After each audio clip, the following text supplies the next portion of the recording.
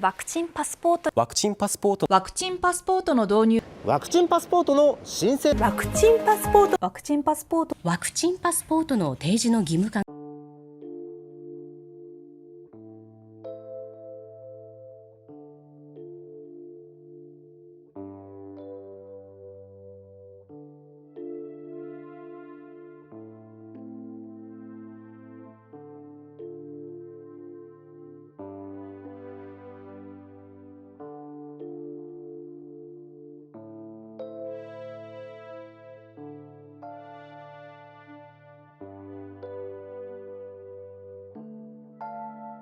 And one idea that's gaining ground to persuade the young to get jabbed is vaccine passports for Premier League games and major events. It's already happening around the globe, sparking protests. From Italy to Israel and France, where from the middle of last week a pass sanitaire has been a requirement for venues with more than 50 people. In Britain, as in France, the government is facing opposition, not least from its own MPs. The program is called Safe Access Oahu. Customers will be required to show their vaccination card or a photo of it at the door or a negative COVID test result within the past 48 hours to get in. We don't want a lockdown, but we need to all work together to ensure we don't have to do that. And this is a good, safe way to get it done. The mayor says the city will track cluster reports and the Liquor Commission will investigate businesses suspected of violating the rules. The businesses that don't comply are going to probably be fined, and then ultimately, if we get a lot of problems, we'll shut them down. This is in the name of public health, and there's a lot of leverage in our office to do things like this. The head of the Hawaii Restaurant Association says businesses in the lowest vaccinated areas will be hurt the most, and some restaurants might just choose to close their dining rooms. But the hope is to avoid losing customers completely. Don't stop eating at your neighborhood restaurants.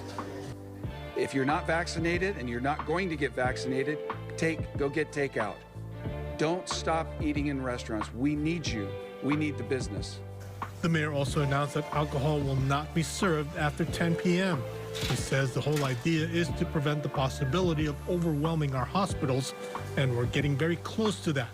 The Safe Access Oahu program will be in place for 60 days. If we don't see an improvement in 60 days, then we will go to mandatory vaccinations. We are in that circumstance. People need to embrace that. We're pushing right now a circumstance and a situation that was our worst fear at the outset of the pandemic going back to March of 2020. Children under 12 years old are exempt because they can't get vaccinated. Businesses still have to follow social distancing guidelines and allow only 50% capacity. But we will also use the vaccination passport. As of September 1st, at places like restaurants, bars, and festivals, people 12 and up will have to prove they're vaccinated to get in. It won't be mandatory for staff who work there. First, though, the province will test out the technology, which involves a QR code and a free app at a Quebec City bar and a gym in Laval. 70% of eligible Quebecers are fully vaccinated. The province wants to get that to 84% by the end of the month. Some Montrealers think a vaccine passport will help. It will push people to take the vaccines and will be more protected. I think it can bring more people to get vaccinated. They want to go to restaurants again, hang out with their friends again, so I think that's a good idea, yeah. But others worry about the requirement. It's almost a sense of discrimination too, I think, at the same time, you know, like how far is it going to go? Show me proof you've been vaccinated and I'm good to go. This gym owner already requires his members to be vaccinated, but says he's faced major blowback for it. I've been trolled to death. If you want to enjoy coming here, you do have a responsibility. I think it's normal that some people still have questions. There are questions, too, from civil liberties groups and opposition politicians who say the plan lacks transparency. But there are still millions of people in Quebec who have not received their 2 doses of vaccines.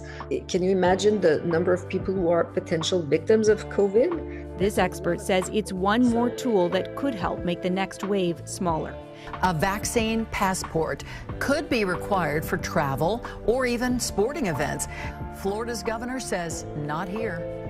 Supporters say a digital passport proving that you've had the vaccine would smooth the way back to bigger crowds at places like Tampa International Airport. You know, many people who are getting vaccines now, especially seniors who haven't seen their families in a while, are starting to travel. The International Air Transport Association is testing a digital vaccine passport as economically strapped airlines search for a way to convince travelers to return to international flights. If you and I, as potential travelers, believe that our other co-travelers are safe, we might be more inclined to travel because they know we want to. And for international travel, I think that probably makes some sense. For domestic travel, I think it's going to be hard to do. As New York introduces a vaccine passport, Florida's governor rules it out. It's completely unacceptable for either the government or the private sector to impose upon you the requirement that you show proof of vaccine to just simply be able to participate in normal society. You want to go to a movie theater? Should you have to show that? No. You want to go to a game? No. You want to go to a theme park? No. So we're not supportive of that. The governor says he won't allow businesses to refuse service to people who can't prove they've been vaccinated. They've only just rolled out of restrictions in Scotland's nightclubs. The vaccine passport route isn't one they wanted to take. Not at Glasgow's Garage nightclub. Not at short notice. I've got over 100 staff. I've just managed to get back open. We've been trying really hard to keep these people employed for well over a year now.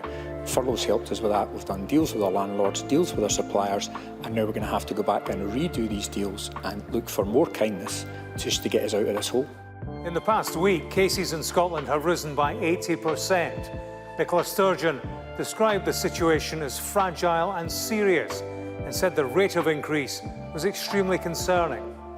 On reintroducing restrictions, she said her government didn't want to, but the next few days would be crucial in its assessment of whether or not it should. Her COVID secretary had once called vaccine passports the wrong way to go. Not anymore, it seems, for nightclubs and events. They are not essential services, and the nature of them, which involves bringing many people together in relatively small areas, does mean that despite their very best efforts, and I know they make their best efforts, they can continue to contribute significantly to the spread of the virus. This parliamentary session heard from the Conservative opposition leader. Just a month ago, John Swinney, our Cabinet Secretary for COVID recovery, said this was the wrong way to handle it. So can I ask the First Minister, what's changed in the last month from what John Swinney said then to her announcement today?